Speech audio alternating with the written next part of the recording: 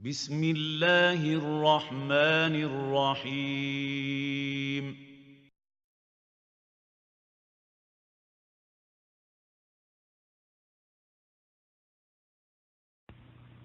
السلام علیکم ورحمۃ اللہ وبرکاتہ۔ فضیلت الشیخ محمد بن جمیل زینو رحمۃ اللہ علیہ کی مشہور و معروف کتاب توجیحات اسلامیہ کے اردو ترجمے کا 26واں درس، جس کا عنوان ہے حج اور عمرے کے چند آداب، سماعت فرمائیں۔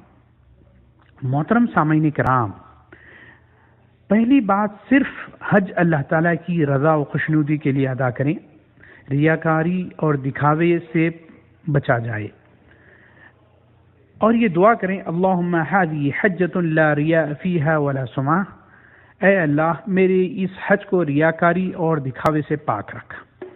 دوسری بات، نیک اور صالح قسم کے ساتھیوں کے ساتھ رہیں اور ان کی خدمت کریں اور اپنے ساتھ والے پڑوسی کی تکالیف برداشت کریں۔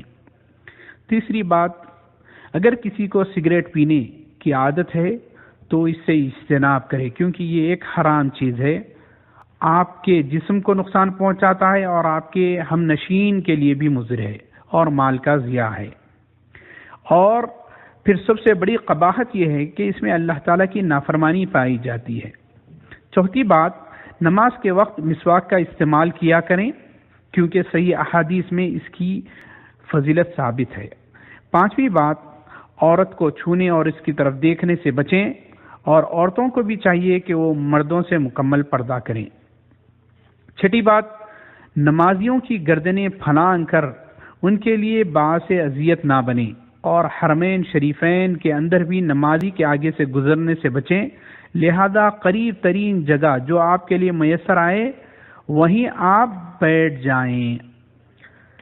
ساتویں بات، مکمل اطمینان سے نماز ادا کریں، اپنے آگے دیوار، ستون یا کسی بیگ کا ہی سترہ بنا لیں، اور یاد رہے کہ امام کا سترہ مقتدیوں کے لیے کافی ہے۔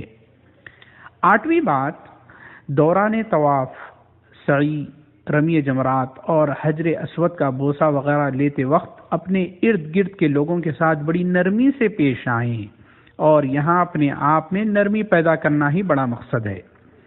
نویں اور آخری بات، اللہ تعالیٰ حی و قیوم کو چھوڑ کر مردوں سے دعا مانگنے سے بچیں، کیونکہ یہ تو ایسا شرک ہے جس سے حج اور عمرہ بلکہ ہر قسم کے نیک اعمال ضائع ہو جاتے ہیں۔ اللہ رب العالمین کا ارشاد ہے لئن اشرکت ليحبطن عملک ولتکونن من الخاسرین، کہ اگر اے نبی کریم صلی اللہ علیہ وسلم، اگر آپ نے بھی شرک کیا تو آپ کا عمل بھی ضائع ہو جائے گا اور آپ خسارے میں رہو گے۔ سورہ زمر آیت نمبر 65۔ اللہ تعالیٰ سے دعا ہے کہ اللہ تعالیٰ ہم تمام کو مکمل آداب کے ساتھ ان عظیم عبادتوں کو پورا کرنے کی توفیق عنایت فرمائیں۔ والسلام علیکم ورحمۃ اللہ وبرکاتہ۔